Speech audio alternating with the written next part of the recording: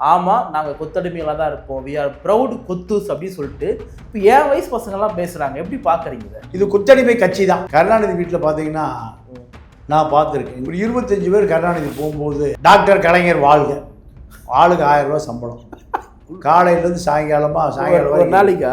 ஆமாம், நான் இதை ரெகுலராக பார்த்துருக்கேன். டாக்டர் கலைஞரோட உயிரை கொடுத்து கத்துவான், மீதி நேரம் சாப்பிட்டு அங்கே உட்காந்துருப்பான். கருணாநிதி கார் வரும்போது இந்த 25 பேர் ஒரு நாளைக்கு சினிமாவில் இந்த ஜூனியர் ஆர்டிஸ்ட் இருப்பாங்க, அந்த மாதிரி சொல்கிறேன். ஆமாம், நான் அதை கண்ணால் பார்த்துருக்கேன். அப்போ எவ்வளோ மலிவான மனுஷன் அந்த கருணாநிதி இருந்திருக்கான்னு பாரு. டாஸ்மார்க் நடத்துவான், மணல் வியாபாரம் பண்ணுவான், சாராயம் விற்பான், கஞ்சா விற்பான், இப்போ பிரார்த்தல் பண்ணுவான், எல்லா தொழில் பணம் பணம் பணம். காவல்துறை நடவடிக்கை எடுக்கும். அதுக்கு என்ன சோப்பில் வச்சுருப்பான்? ஸ்டாலின் படம். இல்லை, அந்த டிஆர்பி ராஜா தான் சொல்கிறார் நேத்தாங்க, திமுக காரனா சும்மா வந்துடலடா அப்படின்னு சொல்லிட்டு வரலாறு ஒன்று பேசுகிறாரு. இப்போ திமுக காரங்க அப்படின்னா யார், ஸ்டாலின் குடும்பமா இல்லை காலங்காலமாக இவங்களுக்கு போஸ்டர் போட்டு இருக்கிற கொத்தடிமைகளா? யார் திமுக காரன்? திமுக கருணாநிதியும் சொல்லுவார். திமுக என்பது திருவாரூர் முத்துவேளாளர் மகன் கருணாநிதி தான் கட்சி. விஜய் கிட்ட இளைஞர்கள்லாம் இல்லை எங்ககிட்ட இருக்கிறாங்கன்னு சொல்கிறாங்க இல்லையா? பொதுவாக இன்றைக்கு தமிழ்நாட்டு இளைஞர்கள் திமுகவில் முதல்ல இருக்கிறாங்களா, இல்லை போய் சேர விரும்புகிறாங்களா? முதல்ல சேரலாம். இது அண்ணாதிமுக திமுக இளைஞர்கள்லாம் இல்லை, போய் சேரக்கூடிய அளவுக்கு எந்த கொள்கை கோட்பாடும் இல்லை. காசு கொடுத்தா சேருவான், காசு முடிஞ்சா கிளம்பிடுவான். விஜய்க்கே பெரம்பூரில் ஜெயிப்பான், திருச்சி கிழக்கில் ஜெயிப்பான் தெரியாமல் 2 தொகுதியில் போட்டார். ஆமாம், ஆனால் 2 108 ஜெயிச்சிருக்கியா? 108 கொடுத்தான் அந்த மக்கள். ஒரே காரணம் இந்த திராவிட இயக்கங்கள் மீது உள்ள பெரும் நெருப்பு வெறுப்பு தான். வாய்ஸ் ஆஃப் தமிழ்நாடு பார்வையாளர்களுக்கு வணக்கம். இன்றைய சிறப்பு நேர்காணலில் நம்முடன் இணைந்திருப்பவர் மூத்த பத்திரிகையாளர் திரு தமிழா பாண்டியன் அவர்கள். வணக்கம். வணக்கம். திமுக தன்னுடைய தோல்வியிலிருந்து மீண்டு எழு, திமுக பார்க்காத தோல்வியே கிடையாது. குறிப்பாக ஸ்டாலின் சொல்லியிருந்தார், இந்த சோஷியல் மீடியா, இன்ஸ்டாகிராம் இதெல்லாம் நம்மளுடைய கவனத்தை செலுத்துறதுக்கு அப்புறம் ஒரு சமுதாயத்தில் பார்த்தீங்கன்னா சோஷியல் மீடியா புரட்சியை உருவாக்கணும் அப்படின்ற மாதிரிலாம் ஸ்டாலின் சொல்லியிருந்தார். அதனால் இந்த திமுகவை ஆதரிக்கக்கூடிய ஜென்சி மாணவர்கள், இந்த தலைமுறைகள்லாம் ஒன்றுக்கு ஒன்றுன்ற பேரில் நிறைய வயசானவங்களாம் போய் கூட்டத்தில் கலந்துட்டு இருந்தாங்க. அதில் பேசுகிறாங்க என்னென்னா, ஆமாம் நாங்கள் கொத்தடிமைகளாக தான் இருப்போம், வி ஆர் ப்ரௌட் கொத்துஸ் அப்படின்னு சொல்லிட்டு இப்போ என் வயசு பசங்கள்லாம் பேசுகிறாங்க. எப்படி பார்க்குறீங்க இதை? அதெல்லாம் திட்டமிட்டு ஒரு கருத்து உருவாக்கம், அவனுக்கான அரசியல் கற்றுக் கொடுக்கப்பட்டால் இது போன்ற வார்த்தைகள்லாம் வராது. இதெல்லாம் சினிமாத்தனமான செய்தி. எந்த மனிதனும் கொத்தடிமையாக இருப்பதற்கு ஒருபோதும் விரும்ப மாட்டான். அந்த பசங்க பேசுகிறானுங்க இல்லை, அது அவனுக்கு கொத்தடிமைனா என்னன்னே தெரியல. யார் ப்ரௌடு கொத்துஸ்ன்றானுங்களே. அதாவது கருணாநிதி குடும்பத்துக்கு கொத்தடிமையாக இருப்பது என்பது என்ன என்பது தெரியாத இளைஞர்கள். யாருக்கு யார் கொத்தடிமை இருக்கவே முடியாது. ஆனால் இதை ஒரு ட்ரெண்டிங் ஆகுங்க, இது கொத்தடிமை கட்சி தான், இது கொத்தடிமையான கட்சி தான், இதுதான் செய்தி. நீங்கள் அத்தனை பேருக்கு சொல்லுவது இதுவே திமுகவை ஒழிச்சிடும். திமுகவை ஒழிக்காம பாதுகாக்க தானே இப்போ அந்த சின்ன சின்ன பசங்களாம் வந்துருக்குறானுங்க, அவங்க பேசுகிறாங்க. இல்லை, அதுதான் இப்போ அந்த இளைஞனுடைய கருத்து அதுவாக இருக்குமே தவிர இது போய் சேருகிற யாரும் நாங்கள் உதயநிதி ஐரோப்பா நாட்டில் ஆஸ்திரேலியா நாட்டில் வசதியாக வாழ்வதற்கு நாங்கள் உழைத்து கொண்டு இருப்போம் யாராவது சொல்லுவானா? சொல்ல மாட்டான். அதை தான் அவங்க சொல்ல வைக்கிறாங்க. அவங்க நீங்கள் கரூர் சம்பவத்திற்கு விஜயை பிடிச்ச உடனே ஜெயிலில் அடைச்சிருக்கணும், ஆதவர்ஜனாவை சிறைப்படுத்தியிருக்கணும், புஷி 3 பேரையும் சிறையில் தூக்கி போட்டு ஒரு 15 நாள் ரிமாண்டில் இருந்தால் அத்தனை பேரும் அரசியல் விட்டே போயிருப்போம். இதை செய்ய மறுத்து விட்டார் நம்ம தலைவர் ஸ்டாலின். இதுதான் இங்கே செய்தி. அப்போது இது எப்போ பேசுகிறாங்க? உண்மை நிலைமை அதுதான். இப்போ 41 பேர் மரணத்திற்கு யாருமே காரணம் இல்லை. 41 பேர் மரணத்திற்கு யாருமே காரணம் இல்லை. அத்தனை பேர் தப்பிச்சுக்கிட்டாங்க. இதே ஒரு இந்த அரசியல் அறியாமை தான். நீங்கள் திமுக பொறுத்த வரைக்கும் விஜய் மீது கடுமையாக நடவடிக்கை எடுத்தால் நம்மளை கடுமையாக எதிர்ப்பார். கடுமையாக அமைச்சர்களுடைய லஞ்ச லாவணி ஊழல்லாம் இன்னும் வெளிக்கொண்டு வருவார். இல்லை, அந்த டிஆர்பி ராஜா தான் சொல்கிறார் நேத்தாங்க, திமுக காரனா சும்மா வந்துடலடா அப்படின்னு சொல்லிட்டு வரலாறு ஒன்று பேசுகிறாரு. இப்போ திமுக காரங்க அப்படின்னா வந்து யார், ஸ்டாலின் குடும்பமா இல்லை காலங்காலமாக இவங்களுக்கு வந்து போஸ்ட் போட்டு இருக்கிற கொத்தடிமைகளா? யார் திமுக காரர்? ரெண்டு திமுக கருணாநிதியை சொல்லுவார். திமுக என்பது திருவாரூர் முத்துவேளாளர் மகன் கருணாநிதி தான் கட்சி. திருவாரூர் முத்துவேளாளர் மகன் கருணாநிதி. நீங்கள் அரசியலே தெரியாமல் பெரியாரை ஒழித்ததே இந்த கயவன் கருணாநிதி தானே. அப்போ அது எப்படி அரசியல் மக்களுக்கு போய் சேரும்? பெரியாரை நீங்கள் ஆர்எஸ்எஸ் எல்லாம் ஒழிக்கலை, பிஜேபி சங்பரிவார் அமைப்புக்கெல்லாம் பெரியாரை ஒழிக்கலை. பெரியாரை ஒழித்ததே யார்? கருணாநிதி தான். அப்போது அரசியல் போய் சேர நீங்கள் ஓராசிரியர் பள்ளி தமிழ்நாட்டில் ஏறக்கூடிய பல ஆயிரக்கணக்கான பள்ளி இருக்குது. கருணாநிதி திட்டமிட்டு வச்சுருந்தது தான். என்ன காரணம்? இவன் படிச்சிடக்கூடாது, படித்தா சிந்திச்சிருவான். காமராஜர் படினார், கருணாநிதி குடினார். மதுக்கடைகளை திறந்து விட்டு இந்த இனத்துக்கு குடிக்க சொல்லி ரசித்ததே கருணாநிதி தான். இல்லை, திமுகவினுடைய தலைமை வந்து தமிழ்நாட்டு மக்களை அல்லது திமுகவினுடைய உடன்பிறப்புகளை எல்லாம் கொத்தடிமைகளாக வச்சுக்க தான் விரும்புகிறாங்களா, இல்லை இவனுங்க போய் சேரணுங்களாம் அந்த அளவு தான் மைண்ட் செட் இருக்குதா? இல்லைங்க, அதாவது திமுகவை பொறுத்த வரைக்கும் ஒரு அதிகார மையம் உருவாயிருச்சு. அந்த அதிகார மையத்தை காப்பாற்றுவதற்கு ஒரு கூட்டம். அந்த இப்போ சென்னையில் 200 மாமன்ற உறுப்பினர்கள் இருக்கிறான். இந்த மாமன்ற உறுப்பினர்கள் 200 பேரும் குறைஞ்சது நேரடியாகவே மறைமுகமாகவோ ஒரு 1000 பேரோட தொடர்பில் இருக்கு. சரி, இந்த 1000 பேரும் அந்த மாமன்ற உறுப்பினரை நேரடியாக தொடர்பில் இருக்காங்க. இவர்கள் தான் அதிகார மையம். அந்த மாமன்ற பகுதியில் நடக்கிற சட்டவிரோத செயல்களுக்கு அத்தனைக்கும் இவர்கள் தான் அத்தாரிட்டி. காவல்துறை ஒரு கட்டுப்பாட்டில், ரெவென்யூ டிபார்ட்மெண்ட் இவர் கட்டுப்பாட்டில்.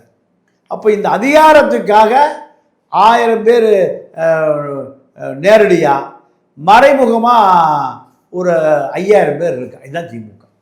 தமிழ்நாடு முழுக்க இதை அப்படியே டெவலப் பண்ணி பாருங்க. ஒரு மாமன்ற உறுப்பினர், இப்போ உதாரணத்துக்கு ஒரு கவுன்சிலர் இருக்கார். கவுன்சிலரோட எதாக இருந்தாலும் கவுன்சிலர் மூலம்தான் 1000 பேர் அரசு இயந்திரத்தை பயன்படுத்துவான். நீங்கள் ஷோப்பில் பார்த்தீங்கன்னா ஸ்டாலின் படம் வச்சுருக்கோம். ஆமாம், 1000 பேர் இருப்பான் ஒரு வார்டுக்கு. இந்த 1000 பேர் ஒரு 5000 பேரோட தொடர்பில் இருப்பான். 1000 பேர் ஒரு 5 பேரோட தொடர்பில் இருப்பான். அவனுக்கு எதாக இருந்தாலும் இவன் மூலம் அரசு இயந்திரத்தை பயன்படுத்துவதற்கு தப்பாக பயன்படுத்துறது, தவற சட்டத்துக்கு விரோதமாக டாஸ்மார்க் நடத்துவான், மணல் வியாபாரம் பண்ணுவான், சாராயம் விற்பான், கஞ்சா விற்பான், இப்போ பிரார்த்தல் பண்ணுவான், எல்லா தொழில் பணம் பணம் பணம். காவல்துறை நடவடிக்கை எடுக்குது. அதுக்கு என்ன சோப்பில் வச்சுருப்பான்? ஸ்டாலின் படம். அதிமுக வந்தால் ஜெயலலிதா படம், எடப்பாடி படம். இப்படி ஒரு குற்ற பரம்பரையை உருவாயிருச்சு 50 வருஷமாக. திமுக உருவாக்குறது அதிமுக அப்படி தான் ஆகிப்போச்சு. இதுதான் இந்த கோபம் தான் இப்போ மக்களுக்கு என்னாச்சு, விஜய் வருவதற்கான காரணமே அதுதான். இல்லை, இப்போ விஜய் கிட்ட தான் எல்லா இளைஞர்களும் போயிட்டாங்கன்னு சொல்லிட்டு நீங்கள் சொல்கிறதெல்லாம் போயிடா. இங்கே பார்த்தீங்களா, இளைஞர் பட்டாலும் சொல்லிட்டு ஒரு 40 வயசு இருக்கக்கூடியவங்களாம் கூப்பிட்டு உட்கார வச்சு இதுதான் ஜென்சின்னு சொல்லிட்டு உருட்டுறாங்க. என்ன சொல்கிறாங்க அவங்க? நம்ம இல்லை சார், நீங்கள் ஒரு 50 லட்ச ரூபா செலவு பண்ணிங்கன்னா அதே மண்டபம், அதே கூட்டம், அதே பிரியாணி, அதே குவார்ட்ரு, நீங்களே 5000 பேரை வச்சுக்கலாம். 5000 பேரை பணம் தான். அங்கே குடிச்சிட்டு போயிட்டாலும் அவன் வேற கட்சி கூட்டம் போட்டு அங்கே போய் சேர்ந்துக்குவான். இங்கே லாரியில் ஏற்றிட்டு போய் ஆளில் கட்சி நடத்துகிற காலமாகி போச்சு. முதல்ல அவன் செலவு பண்ணிட்டு வருவான் பேச்சை கேட்கறதுக்கு. அப்போ அது கொள்கை இருந்தது. பெரியார்லாம் காசு வாங்கிட்டு பேசுவார். ஆமாம். அப்போது அன்றைய தேவை அப்படி இருந்தது. ஆனால் இன்னைக்கு காசு கொடுத்து, சாராயத்தை கொடுத்து, சாப்பாடை கொடுத்து, பிரியாணி கொடுத்து, செலவுக்கு பணம் கொடுத்து, ஏசி ஓல்வா வண்டியில் தான் ஏறுவோம். ஏசி இல்லையா? மதுரை மாநாட்டுக்கு போகணும், திருச்சி மாநாட்டுக்கு உதயநிதி வர்றாரு, இன்பநிதி வர்றாருன்னா நீங்கள் அந்த மாவட்ட செயலாளரோ ஒன்றிய நகர செயலாளர் என்ன பண்ணுவான்? அவன் 10 வண்டி வச்சுக்குவான். செந்தில் பாலாஜி 2000 பேரை நிரந்தரமாக வச்சுருந்தார்.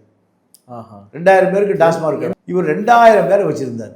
இந்த 2000 பேரும் ஒவ்வொருத்தர் நேரடியாக 200 பேரோட தொடர்பு இருந்தாங்க. புரியுது புரியுது. இப்போ 2000 பேர் நீங்கள் கூப்பிட்டீங்கன்னா 2000 × 200 40,000 பேர். ஒரு சின்ன கிராமத்து தான் 40,000 சேர் போட்டீங்கன்னா ஃபுல்லாயிடும். புரியுது. 40,000 சேர் போட்டால் ஃபுல்லாயிடும். இல்லை அந்த 2000 பேருக்கு என்ன 2000 டாஸ்மார்க் கடை, மாதம் 10 லட்ச ரூபா சம்பளம். மாதம் எவ்வளவு? 10 லட்ச ரூபா. 10 லட்ச ரூபா. ஒரு டாஸ்மார்க் கடையில் 10 லட்ச ரூபா வருமானம் வரும். ஒரு நாளைக்கு 30,000 ரூபா வருமானம் வரும். 30 × 30 9 லட்ச ரூபா, 10 லட்ச ரூபா வரும். ஒரு தண்ணி பாக்கெட்டு அங்கே 10 ரூபா. யாருக்கு?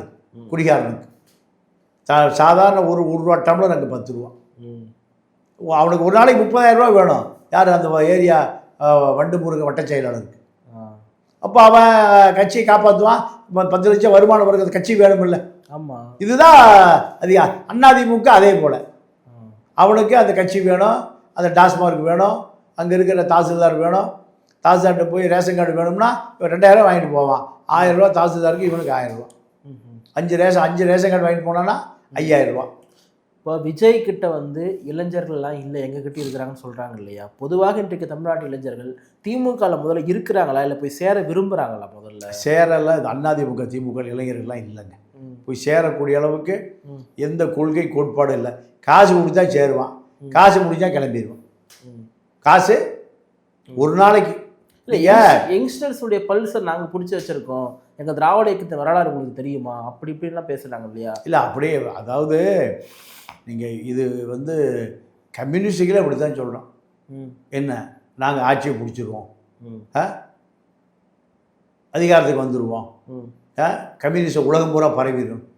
நான் இப்படி எனக்கு தெரியும் 66 வருஷமாக கேட்டுட்ருக்கேன். உலகம் பூரா பாட்டாளி வர்க்க சர்வாதிகாரமாக ஆயிரும். எங்கே பார்த்தாலும் சேப்பக்கூடியா பறக்கும். எங்களுடைய அதிகாரத்துக்கு அந்த நாடு வந்துருப்பியா? இந்தியா நம்புறாங்க. நம்புறாங்க. ஆனால் ஒரு சீட்டுக்கு மேலே ஜெயிக்கிறது இல்லை. ஒரு சீட்டுக்கு மேலே அதுவும் திமுக காரன் ஓட்டு போடணும், அதிமுக ஓட்டு போடணும். இதுதான் அவர்களுடைய அரசியல்.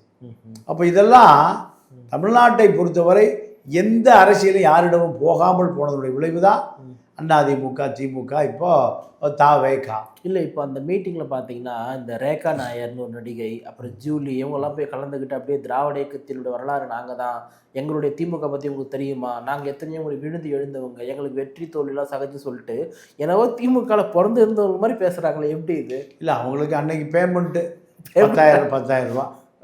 பேச்சாளருக்கு பணம் கொடுப்போம்ல. ஆமாம். நாஞ்சல் சம்பத்து வந்து திமுக தான், திமுக ஆதிச்சு பேசுவார். அதிமுக பொண்ணு அதிமுக 3 மணி நேரம் பேசுவார். அதே போல தான் இவர்களெல்லாம் கூலிக்கு, அதாவது அரசியலே கூலிக்கு ஆள் பிடிக்கிற நிலைமை ஆகிப்போச்சு. கருணாநிதி வீட்டில் பார்த்தீங்கன்னா நான் பார்த்துருக்கேன், உங்களுக்கு பார்க்குறதுக்கு வாய்ப்பு இருக்குமோ தெரியுமோ தெரியாது. ஒரு 25 பேர் கருணாநிதி போகும்போது டாக்டர் கலைஞர் வாழ்க, ஆளுக்கு 1000 ரூபா சம்பளம், காலையிலேருந்து சாயங்காலம் ஒரு நாளைக்கா? ஆமாம், நான் இதை ரெகுலராக பார்த்துருக்கேன். டாக்டர் கலைஞரோட உயிரை கொடுத்து கத்துவான், மீதி நேரம் சாப்பிட்டு அங்கே உட்காந்துருப்பான். கருணாநிதி கார் வரும்போது இந்த 25 பேர் ஒரு நாளைக்கு. சினிமாவில் ஜூனியர் ஆர்டிஸ்ட் இருப்பாங்க, அந்த மாதிரி சொல்கிறேன். ஆமாம், நான் அதை கண்ணால் பார்த்துருக்கேன். அப்போ எவ்வளோ மலிவான மனுஷன் அந்த கருணாநிதி இருந்திருக்கான்னு பாரு. இந்த ஆள் தான் தமிழ்நாட்டுடைய முதலமைச்சர். டாக்டர் கலைஞர் வாழ்கன்னு உயிரை குடிச்சு கத்துவான். இதுதான் திராவிட இயக்கம். அதே போல் ஜெயலலிதா டெல்லிக்கு போனால் டெல்லியில் இந்திக்காரனுகளை அங்கே இருக்கிற நாடாளுமன்ற உறுப்பினர் என்ன பண்ணுவாங்க, ஒரு 200 பேரை ஆளுக்கு 1000 ரூபா கொடுத்து 2 லட்ச ரூபாய் கொடுத்து நிறுத்திடுவான். நிறுத்தினா அவன் பொச்சி தலைமை வாழ்க, புரட்சி தலைமைன்னு சொல்ல தெரியாது. அவன் சொல்ல தெரியாது ஹிந்திக்காரனுக்கு. ஏதோ கண்ணாமன்னு கெட்ட வார்த்தையாக சொல்லுவான்.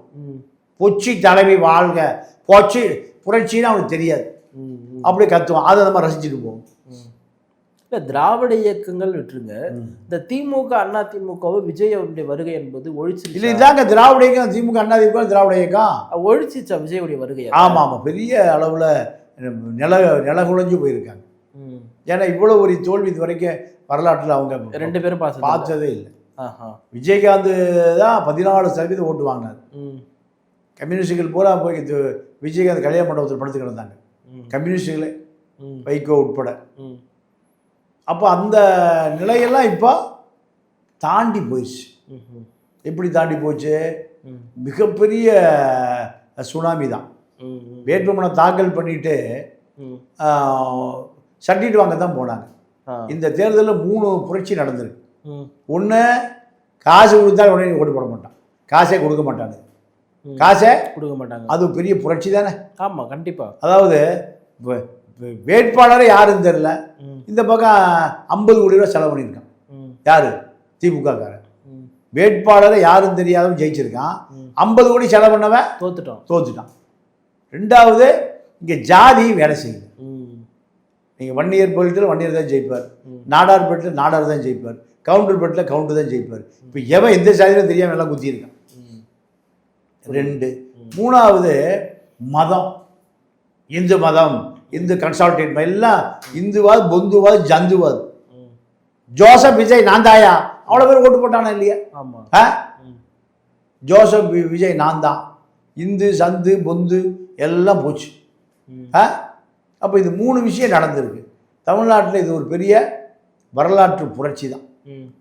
விஜய்க்கே பெரம்பூரில் ஜெயிப்பான், திருச்சி கிழக்கில் ஜெயிப்பான் தெரியாமல் 2 தொகுதியில் போட்டார். ஆனால் 2 108 ஜெயிச்சிருக்கியா, 108 கொடுத்தான் அந்த மக்கள்.